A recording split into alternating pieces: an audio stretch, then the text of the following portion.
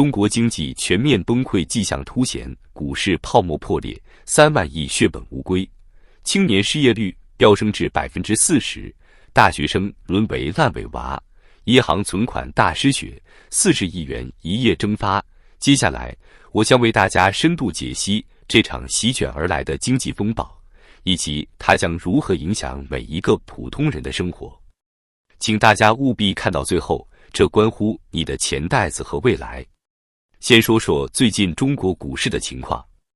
自从9月24日官方宣布所谓的救市措施以来， A 股出现了一波短暂的反弹，但是这种上涨完全是建立在投机和幻想之上的，根本没有任何实质性的经济基本面支撑。根据最新数据，仅仅2周时间，就有超过3万亿人民币的资金涌入股市。这些钱从哪里来？很大一部分是老百姓从银行取出来的存款。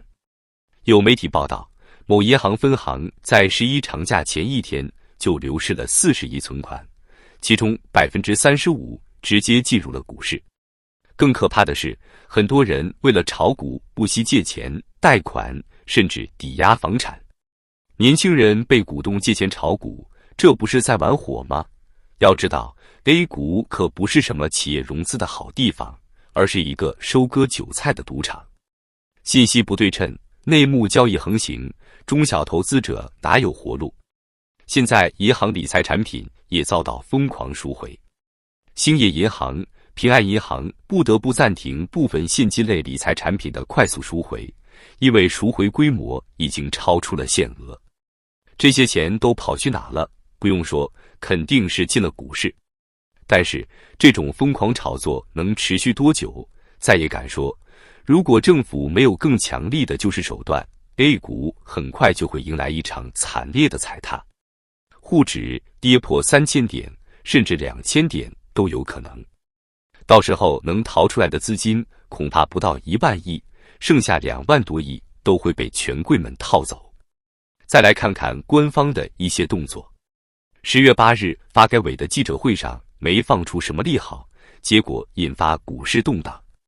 11日 A 股再次全线暴跌，沪指勉强守住3200点。大家都把希望寄托在12日财政部的记者会上，结果呢？财政部长蓝福安在记者会上讲了一大堆官话套话，什么请大家放心，什么你一次性增加较大规模债务限额，什么支持推动房地产市场止跌回稳。说来说去就是要继续举债印钱，用未来的钱来填补当前的窟窿。蓝福安说，2024年已安排财政赤字4.06万亿，比去年增加1800亿，新增地方政府专项债务限额3.9万亿，比去年增加1000亿，还要发行1万亿超长期特别国债。这一系列数字听起来很吓人，但其实根本不够填坑的。更何况这些钱到底会流向哪里？会不会真的用来改善民生？恐怕未必。有专家分析，这些举债主要是为了化解地方债务风险，补充国有银行资本，说白了就是救官员、救国企，老百姓能得到多少好处还两说。最让人无语的是，财政部还说什么允许专项债用于土地储备，支持收购存量房，这不是自欺欺人吗？现在土地都卖不出去了，房子卖不动了，你还收那么多土地干什么？只会让黑洞越变越大。有网友说得好，救民还是救官？答案是明确的。财政部发布会完全不及预期，我们要的是新增消费补贴的适用范围，而他发了2.3万亿用来买土地房子。总的来说，当局现在陷入了一个两难困境，不就是经济就崩溃，大规模救市又等于自打嘴巴，承认之前吹嘘的大国崛起都是假的。所以他们只能用这种拖字诀，一点一点放水，希望能骗到更多人进场接盘。但是市场的信心已经崩塌了，没有实质性的改革措施，光靠印钱发债是救不了中国经济的，反而会加剧通货膨胀，让老百姓的钱越来越不值钱。说到这里，我们不得不提到中国当前经济困境的另一个重要方面——就业问题。10月12日，财政部长蓝福安在记者会上宣布，中央财政已经下达了667亿元的就业补助。听起来是不是很厉害？但是这笔钱到底起到了多大作用呢？先看看中国的失业率情况。今年8月，官方公布的16至24岁青年失业率高达 18.8%， 创下历史新高。而且大家要知道，这个数字还是经过美化的，因为从今年1月开始，官方统计失业率时就把在校学生排除在外了。如果算上那些找不到工作的学生，实际失业率恐怕要突破 20%。更可怕的是，这还只是官方承认的数字。很多专家估计，真实的青年失业率可能高达 30%， 甚至 40%。也就是说，每3至4个年轻人中就有1个找不到工作。这是多么可怕的一个数字啊！那么，官方说的667亿就业补助到底起到了多大作用呢？说实话，效果微乎其微。首先，这笔钱的去向就很成问题。官方说是用于支持地方做好高校毕业生等重点群体就业、职业技能培训等工作。但是，这种模糊的说法根本无法让人信服。有网友一针见血地指出，政府拿的钱，下面给机构一部分，自己留一部分，就把这个补贴款套出来了。还有人说，其实那个培训被培训机构把钱拿走了。确实如此，这些所谓的职业技能培训，很多都是走过场，根本学不到什么真本事。培训机构拿了钱，官员们也能从中捞一笔，最后真正能帮助到求职者的有多少？恐怕连 10% 都不到。更重要的是，即使有了这些培训，年轻人就一定能找到工作吗？显然不是。因为问题的根源在于中国的经济结构和就业环境，而不是求职者的技能。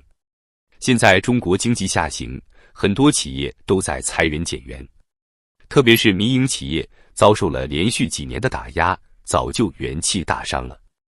教培行业、互联网公司、游戏产业，这些本来最能吸纳年轻人的行业，都被整得奄奄一息。在这种情况下，就算你培训出再多技术工人，他们又能去哪里就业呢？结果就是越来越多的年轻人选择了躺平。有报道说，现在很多城市图书馆从早上8点开始就座无虚席。为什么？因为大批找不到工作的毕业生，每天带着电脑、水杯、充电器，甚至午餐便当，到图书馆假装上班。这些年轻人本应该是国家发展的栋梁，现在却成了烂尾楼里的烂尾娃。他们有的靠父母的养老金过活，有的接受超低工资勉强糊口，有的干脆就在家里啃老。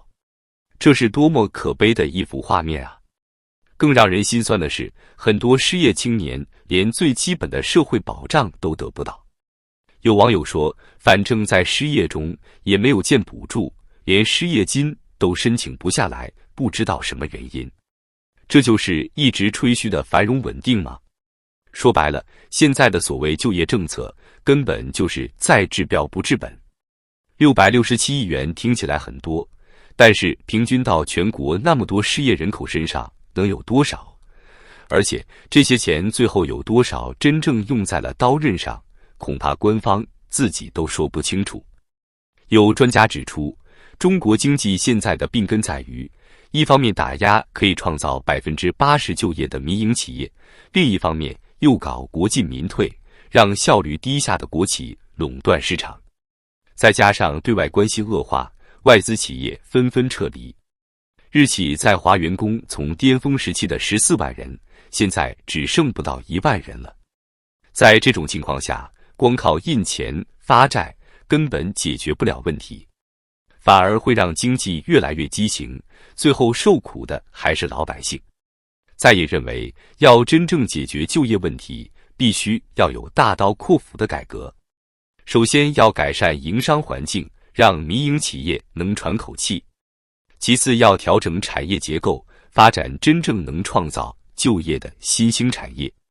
最后还要改善对外关系，吸引外资回流。但是这些措施都需要触动既得利益集团的奶酪。当局有这个勇气和决心吗？恐怕是难上加难。再也奉劝各位，千万不要被股市短期的上涨迷惑了双眼。现在进场极有可能成为最后的接盘侠。